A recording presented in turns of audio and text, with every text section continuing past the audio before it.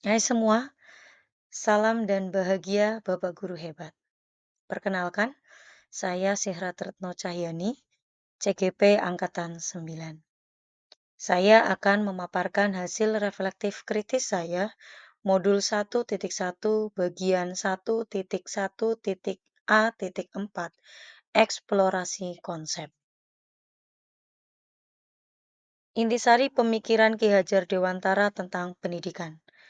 Menurut Ki Hajar Dewantara, pendidikan adalah tempat persemaian benih-benih kebudayaan dalam masyarakat. Ki Hajar Dewantara memiliki keyakinan bahwa untuk menciptakan manusia Indonesia yang beradab, maka pendidikan menjadi salah satu kunci utama untuk mencapainya.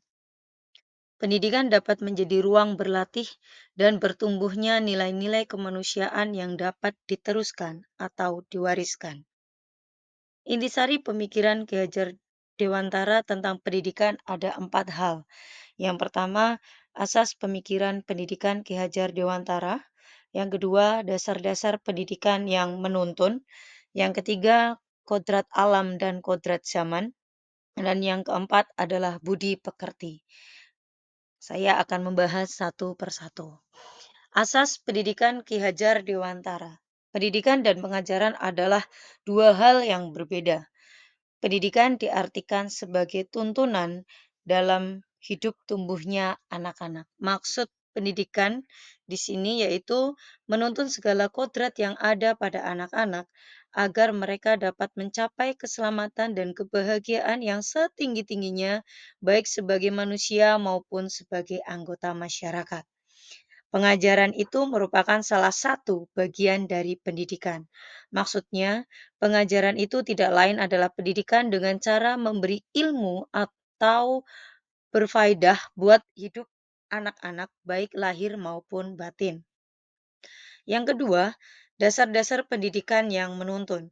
Ki Hajar Dewantara menjelaskan bahwa tujuan pendidikan yaitu menuntun segala kodrat yang ada pada anak-anak agar mereka dapat mencapai keselamatan dan kebahagiaan yang setinggi-tingginya baik sebagai manusia maupun sebagai anggota masyarakat.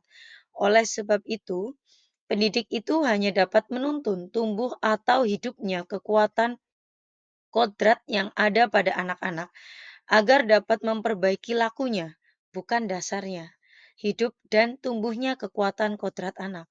Dalam proses menuntun, anak diberi kebebasan, namun pendidik sebagai pamong dalam memberi tuntunan dan arahan agar anak tidak kehilangan arah dan membahayakan dirinya. Seorang pamong dapat memberikan tuntunan agar anak dapat menemukan kemerdekaannya dalam belajar. Yang ketiga, kodrat alam dan kodrat zaman. Ki Hajar Dewantara menjelaskan dasar pendidikan anak berhubungan dengan kodrat alam dan kodrat zaman. Kodrat alam berkaitan dengan sifat dan bentuk lingkungan di mana anak berada. Sedangkan kodrat zaman berkaitan dengan isi dan irama.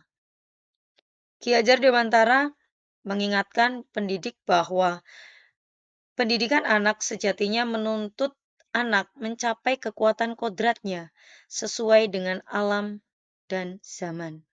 Ki Hajar Dewantara juga menegaskan bahwa didiklah anak-anak dengan cara yang sesuai dengan tuntutan alam dan zamannya sendiri. Artinya, cara belajar dan interaksi murid abad ke-21 tentu sangat berbeda dengan para murid di pertengahan dan akhir abad ke-20. Yang keempat, budi pekerti. Menurut Ki Hajar Dewantara, budi pekerti atau watak atau karakter merupakan perpaduan antara gerak pikiran, perasaan, dan kehendak atau kemauan sehingga menimbulkan tenaga. Budi pekerti juga dapat diartikan sebagai perpaduan antara cipta, kognitif, karsa, afektif, sehingga menciptakan karya, psikomotor.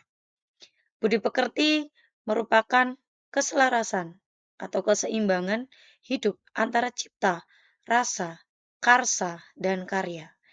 Keselarasan hidup anak dilatih melalui pemahaman kesadaran diri yang baik tentang kekuatan dirinya.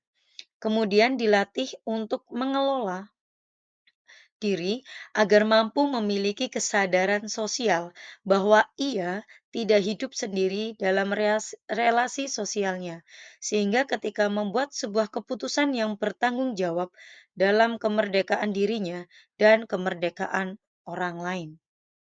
Budi pekerti melatih anak untuk memiliki kesadaran diri yang utuh, untuk menjadi dirinya, kemerdekaan diri dan kemerdekaan orang lain. Pendapat saya tentang pembelajar sebagai guru dan pembelajar sebagai murid jika dikaitkan dengan pemikiran Ki Hajar Dewantara. Menurut saya sebagai pendidik haruslah menjadi pamong, penuntun saat siswa belajar. Dalam proses menuntun, siswa diberi kebebasan, namun pendidik sebagai pamong dalam memberi tuntunan dan arahan agar tidak kehilangan arah dan membahayakan dirinya. Seorang pamong dapat memberikan tuntunan agar anak dapat menemukan kemerdekaannya dalam belajar. Anak juga secara sadar memahami bahwa kemerdekaan dirinya juga mempengaruhi kemerdekaan anak lain. Oleh sebab itu, tuntutan seorang guru mampu mengelola dirinya untuk hidup bersama dengan orang lain, menjadi manusia dan anggota masyarakat. Dan sebagai pendidik, haruslah membekali peserta didik dengan keterampilan, agar pada abad ke-21 peserta didik dapat menyesuaikan diri sehingga mereka bisa memiliki daya saing untuk kelangsungan hidup mereka di masa yang akan datang. Sedangkan pembelajar atau murid adalah sebagai individu yang unik, individu yang berhak mendapatkan kesempatan untuk merdeka belajar, sehingga pendidikan harus mempertimbangkan bakat, minat, dan potensi masing-masing murid, serta mengembangkan kepribadian murid secara holistik. Ki Hajar Dewantara juga mengingatkan pendekatan pendidikan yang lebih demokratis, di mana guru dan murid berinteraksi dalam suasana saling menghormati. Murid didorong untuk aktif berpartisipasi dalam pembelajaran dan mengembangkan kemampuan berpikir kritis. Demikian tadi paparan hasil reflektif saya modul 1.1. Terima kasih atas perhatiannya. Salam dan bahagia, Bapak Ibu guru hebat.